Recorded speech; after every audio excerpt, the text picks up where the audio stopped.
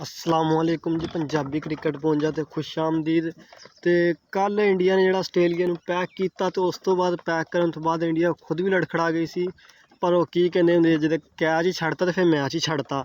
तो वही गल बनी कि उन्होंने फिर ना मिचल मार्श ने कैच नहीं छड्या, मैच छड़ता। उतो कोहली का कैच तुहानू पता है कि कोहली फिर जो कैच छड़ दो तो की बन जाता। वो कैच तो बगैर ही डेंजर होंगे क्रीज तो जिन्नी खलोता वा। स्कोर भावें 350 क्यों ना होंगे, लेकिन जो कोहली खलोता तो फिर स्कोर के लिए कोई मैंने नहीं रखता कि उन्होंने खेलना आता वा, जिदा सिचुएशन हो उदा खेलता वा। लेकिन राहुल इनक्रैडिबल से कोई गलती नहीं, इनिंग कोई मसला नहीं गा। कमाल की इनिंग खेली है राहुल ने यार, मज़ा आया ओह्दी इनिंग भी देख के। तो कोहली ने भी तुहानू पता ही है फिर वह तो काम ही रोजाना का जो कोई इदा का मैच हो प्रैशर वाला। तो आस्ट्रेलिया की वर्ल्ड कप की कैंपेन काफ़ी हल्की शुरू तो नज़र आई। तो बैट्समैन वालों नहायत गैर जिम्मेदारी का मुजाहरा, सारे बैट्समैन सैट होके गए हैं, ये नहीं कि आउंदे चले गए सैट हो। तुहानू पता है कि पिच एडी आसान नहीं सी, पिच बहुत मुश्किल सी। जिथे तुहानू पता मैक्सवेलर का बॉलर सीगा तो 4 ओवरां 9 स्कोर।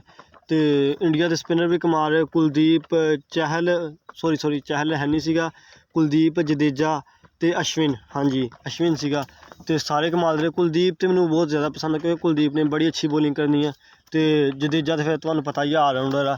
तो अश्विन ने भी चांस मिला सीगा, शायद अगे चांस ना मिलण उस तरीके दे, लेकिन कमाल की इंडिया ने तो जित का हकदार सीगा। स्टार्ट तो आस्ट्रेलिया के फास्ट बॉलर ने आके असी, लेकिन आस्ट्रेलिया के फास्ट बॉलर ने दस्सिया वा कि टूरनामेंट के असी किदां दी धाक बिठा सकते हैं। लो जी, फिर अज मैच वा न्यूजीलैंड का, उम्मीद अच्छा मैच होगा नैदरलैंड के नाल। नैदरलैंड के भी 2-3 अच्छे प्लेयर है, तो कोई थोड़ी बहुती फाइट नज़र आऊगी। लेकिन न्यूजीलैंड की टीम भी पिछले मैच तुसीं देखिया सी किस तरीके की खेडी है। उम्मीद है वर्ल्ड कप अच्छा सानूं देखने को मिलेगा, हर टीम नाल खेडूगी।